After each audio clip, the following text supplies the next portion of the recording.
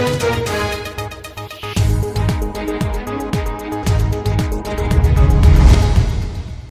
पर नियंत्रण और बेहतर पुलिसिंग को लेकर रामगढ़ पुलिस काम कर रही है और रामगढ़ पुलिस अधीक्षक अजय कुमार के नेतृत्व में लगातार अपराधियों पर शिकंजा कसा जा रहा है। हाल के दिनों में कई ऐसे मामले का पर्दाफाश हुआ है और अपराधियों को सलाखे पीछे भेजा गया है।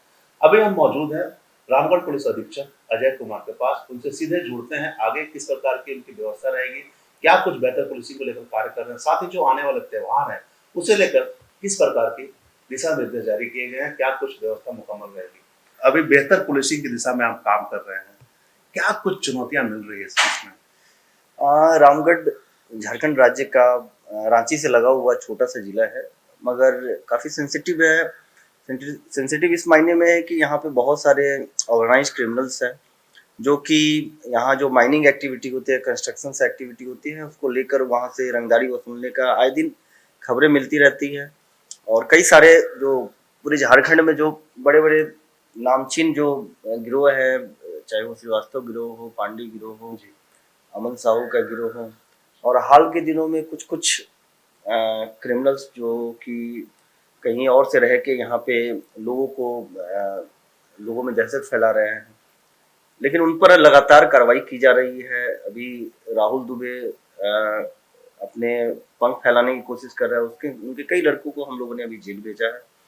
और लगातार मेरे पदस्थापन से लेके अब तक मुझे लगता है 20 से अधिक हथियार हमने नहीं गोली 60-70 क्रिमिनल्स को जो कि प्योर ऑर्गेनाइज क्राइम से जुड़े हुए हैं उनको जेल भेजा है। और लोगों के बीच में मैंने अपने ऑफिसर इंचार्ज है, सभी थाना प्रभारी से लेके सबको हमने बताया हुआ है कि थाने हमेशा 24 घंटे लोगों के लिए आप उपलब्ध होने चाहिए। और हमारे माननीय मुख्यमंत्री जी, हमारे माननीय डीजीपी सर, सब लोग का यही कहना है कि सबसे पहला आपका काम है कि जनता के साथ आपका अच्छा बिहेवियर हो। लोग थाना आने से डरे नहीं, लोग अपनी बातों को बेखौफ कह सके। मैं भी रोज ऑफिस में बैठता हूँ, फील्ड में घूमता हूँ, कोई भी छोटी से बड़ी बातें आती हैं, तुरंत मैं थाना प्रभारी से बात करके, एसडीपीओ से बात करके लोगों की समस्याओं को त्वरित निष्पादन कराना हमारे काम का महत्वपूर्ण भाग है कि लोगों को न्याय तुरंत मिले। अगर उनमें कोई समस्या है, उनकी कोई भी समस्या हो, उस पर तुरंत थाना पॉजिटिवली एक्ट करे। ये नहीं कि बहुत बार होता है कि लोग थाने में जाते हैं, टाल मटोल का रवैया होता है कि ठीक है आप बाद में आइएगा, या फिर पैरवी की जरूरत है। हमारे जिले में पैरवी की आवश्यकता नहीं है, लोग अपनी बातों को आकर रखें, उनकी समस्याओं का हम कोशिश करते हैं। इसके अलावा बहुत सारे ऐसी चीज़ें हैं, बहुत सारे क्रिमिनल्स जो जेल में रहते हैं उन पर निगरानी रखने की ये है। बाकी हमारे जो पुलिस महकमा है, जो हमारे ऑफिसर्स, हमारे जो कांस्टेबल्स हैं, उनकी भी कई इंटरनल समस्याएं होती हैं। थाने में जो हमारे इंफ्रास्ट्रक्चर्स हैं, अभी बरसात का टाइम था, कई थाने में पानी का रिसाव हो रहा था, उसको हमने देख के पर्सनली उसको दूर करवाया। कई थानों की मरम्मती करवा रहे हैं।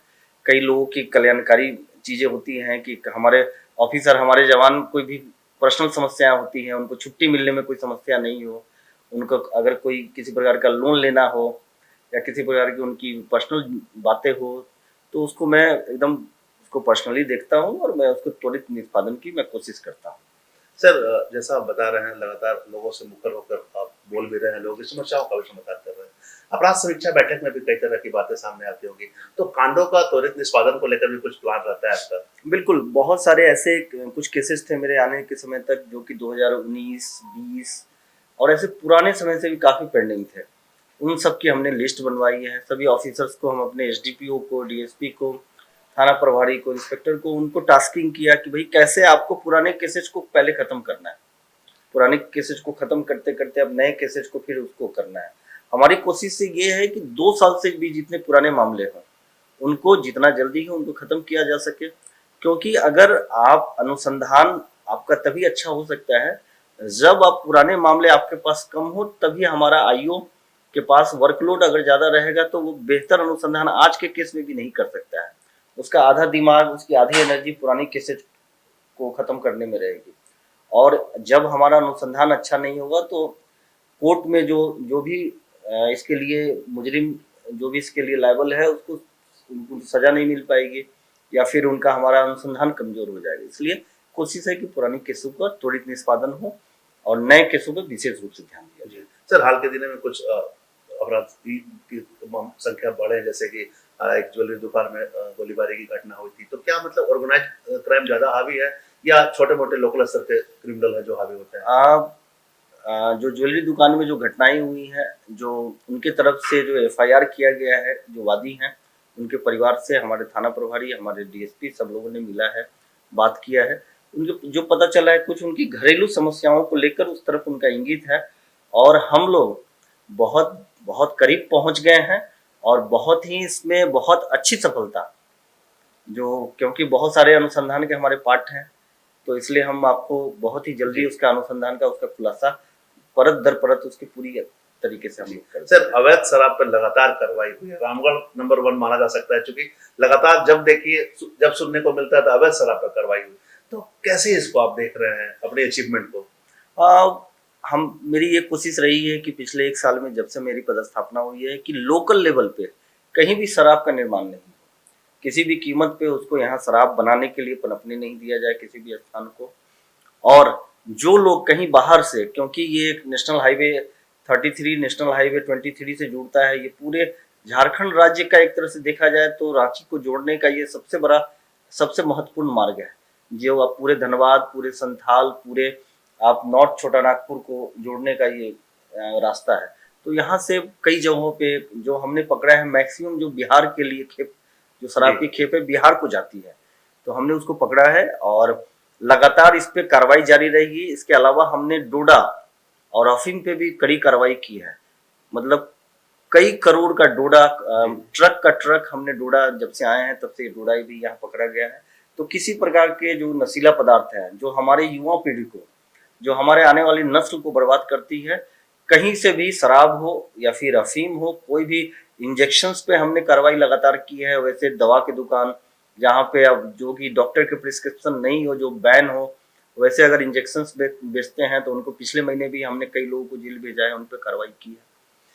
सर जैसे युवाओं का आपने बात कहा, तो आज के डेट में साइबर अपराध ज्यादा बढ़ गए, उसमें युवा चपेट में आ रहे हैं, इसे रोकने को लेकर किस प्रकार की पहल का प्लान है आपका? रामगढ़ जिले में साइबर थाना नहीं था जी, और अभी 2 मंथ पहले ही मैंने साइबर थाने का यहाँ पे शुरुआत किया है। और ये साइबर, जब आपके पास में अच्छे हैंड्स होते हैं और आपके पास टेक्निकल सपोर्ट्स होते हैं, तभी साइबर एक ऐसा अपराध है कि ग्लोबली वो आप कहीं भी रह के एक छोटे से मोबाइल फोन, लैपटॉप से आप वो अपराध करते हैं, जो कि लोगों की खुद के आप गजेट्स में घुसकर लोगों को मैनिपुलेट करके वो अपराध आप उन्हीं से करवाते हैं। तो इसके लिए हमारी कोशिश रही है कि सारे स्कूल कॉलेजेज जो महत्वपूर्ण जगह है वहाँ पे लगातार हम लोग जागरूकता कैंपेन भी चला रहे हैं। लोगों को क्या डूज एंड डोंट्स है, क्या करना चाहिए और क्या नहीं करना चाहिए। बिकॉज कि आए दिन देखने को ये मिलता है कि जो पढ़े लिखे लोग हैं, जो कई सारे ऑफिसर्स भी हैं, वो भी जो साइबर फ्रॉडस्टर है उनके झांसे में आ जाते हैं।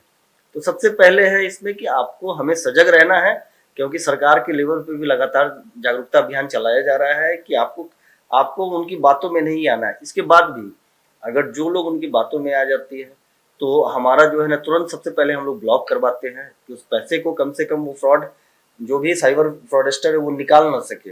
उसके अलावा जो प्रोसेस होता है उसको फॉलो करते हैं, और हमने कोशिश की है कि एक अच्छी टीम बना रहे हैं, जो कि हम लोग इसको मेहनत करके ज़्यादा से ज़्यादा हम लोग रिजल्ट दे सकें।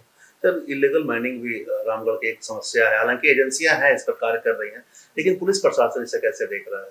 देखिए, लगातार मेरे आने के बाद इलीगल माइनिंग पे लगातार अंकुश लगाया गया है और बड़ी बड़ी कार्रवाई की गई है। अभी 3-4-5 महीने पहले कोतरे बसंतपुर घाटो क्षेत्र में ब्लास्टिंग करके बहुत बड़ा माइनिंग जो दशकों से चला रहा था, और मतलब आपका ये कई किलोमीटर लंबा सुरंग था, उसको हम लोगों ने ब्लास्टिंग करके, डोजरिंग करके उसको बंद किया है। अभी 1 हफ्ता पहले अभी घाटों में एक बड़ा ब्लास्टिंग करके, जो कि सेकंड ब्लास्टिंग हम लोगों ने फिर किया है, उसमें भी करके जो अवैध मुहाना था उसको बंद किया। लगातार सीसीएल से हमारे थाना प्रभारी संपर्क में रहते हैं, फॉरेस्ट से संपर्क में रहते हैं, और साथ मिलकर हम लोग अभियान लगातार चला रहे हैं। जो भी अवैध मुहाना है उसको बंद करने की कार्रवाई कर रहे हैं। कहीं कहीं छोटे छोटे जो ग्रामीण होते हैं वो अपने घर के लिए या कुछ इनके लिए वो कोशिश करते रहते हैं, लेकिन हमारा उस पर कार्रवाई भी लगातार चल रहा है। सर दुर्गा पूजा आने को है, ऐसे लेकर किस प्रकार से सुरक्षा व्यवस्था के दिशा निर्देश दिए गए हैं? जब से यहाँ पिछले 1 साल में सारे फेस्टिवल्स इतने सौहार्दपूर्ण वातावरण में हुए हैं, चाहे वो मुहर्रम हो, रामनवमी हो, दुर्गा पूजा हो, दीपावली हो, छठ हो, होली हो, करमा हो, सरहुल हो, सारा पर्व सारे सभी भाइयों का पर्व बहुत ही सौहार्दपूर्ण वातावरण में रहा है। अभी कुछ देर पहले भी कुछ समुदाय के हिंदू मुस्लिम समुदाय के लोग आए थे, जो कि कुछ दिन पहले दिगवार में छोटी सी बात को साइकिल और गाड़ी की टक्कर को लेकर वो बड़ा विवाद बन गया था, और लोगों को इस बात का हम लोगों ने शांति समिति की बैठक थाने के लेवल से करवाई, लोगों से लगातार दोनों कौम से लगातार संपर्क में रहे हैं। आखिर जब इस धरती पे हम आए हैं, हमारे हिंदुस्तान में सभी कौम का बराबर यहाँ पे लोगों की भागीदारी है, तो जब हम रहें तो अच्छे से क्यों नहीं रहें। जब कोई इस पृथ्वी को छोड़ के जा नहीं सकता है तो भाई अपने पड़ोसी जो है ना, जो पड़ोसी से कभी कोई नहीं छूट सकता है, तो पड़ोसी को देख के मुस्कुराए, ऐसा नहीं कि उनको देख के आपका खून खौलने लगे। तो ऐसा वातावरण, ऐसा माहौल होना चाहिए। रामनवमी में भी हमने कोशिश की कि हमारे मुस्लिम भाइयों ने पूरे रामगढ़ जिले में, चाहे वो सौदागर मोहल्ला हो, पूर्णी मंडप हो, गोलपार हो, कुज्जू का एरिया हो, घाटों का एरिया हो, चित्रपुर का एरिया हो, रजरप्पा का हो, गोला को, सब जो मुस्लिम कौम के समुदायों ने हिंदू भाइयों पर रामनवमी में फूलों की बारिश की। उसके बाद मुहर्रम का त्यौहार आया तो हिंदुओं भाइयों ने मुस्लिम के त्यौहार पे, उनके तजियों पे जो है ना फूलों की बारिश की। अभी आने वाले दुर्गा पूजा है, अभी जस्ट गणेश पूजा बीता है, तो इसमें भी सब लोग, ऐसा माहौल रामगढ़ में बन रहा है कि कोई भी वैसे लोगों को, कोई भी अफवाह को, कोई प्रश्रय देने के लिए कोई भी कौम तैयार नहीं है, और बहुत अच्छे दोनों समुदायों के बीच में बहुत अच्छा माहौल है। और मैं आशा करता हूं कि पूरा अच्छा त्यौहार हमारा बहुत अच्छे से बीतेगा। तो ये अभी आप सुन रहे थे एसपी अजय कुमार को। इन्होंने स्पष्ट कहा कि बेहतर पुलिसिंग की दिशा में रामगढ़ पुलिस कार्य कर रही है, चाहे वो आम लोगों की शिकायतों का, समस्या जो मिल रहे हैं उसका निवारण का बात हो, चाहे साइबर ठगी की बात हो। अभी हाल ही में साइबर थाने का उद्घाटन हुआ है, जो हैंड इनसे बड़े हैं तो सक्रियता और बढ़ेगी। साइबर ठग अगर किसी को अपने चुंगल फंसाएंगे तो ऊपर से कंजा पे कसा जाएगा। लगातार कार्रवाई हो रही है, अपराधी को पकड़े हुए जा रहे हैं, सलाखों के पीछे ही भेजे जा रहे हैं। हाल के दिनों में जितनी भी घटनाएं हुई थी उस पर भी शिकंजा कसा गया है। कमोबेश पुलिस ने बेहतर कार्य किया है, और यहाँ रामगढ़ की अगर हम बात करें तो सौहार्दपूर्ण वातावरण में लोगों को जीने का मौका सिखाया गया है। कुल मिलाकर बेहतर दिशा में रामगढ़ पुलिस कार्य कर रही है। आने वाले त्योहारों को लेकर अभी से ही सजग है और आपसी भाईचारा का संदेश देकर लोगों से अपील कर रही है। हम तमाम इससे जुड़ी खबरों से आपको अपडेट करवाते रहेंगे। कैमरामैन संजय के साथ धीरेन्द्र, मिरर मीडिया, रामगढ़। दौर की नई कहानी लिखने, खबरों को नए अंदाज में आप तक पहुंचाने के लिए मिरर मीडिया के चैनल पर अब हम आपको मिलेंगे पूरे 24 घंटे। जियो टीवी के चैनल नंबर 4088 पर, इसके साथ ही जियो टीवी ऐप और Amazon Fire TV पर भी।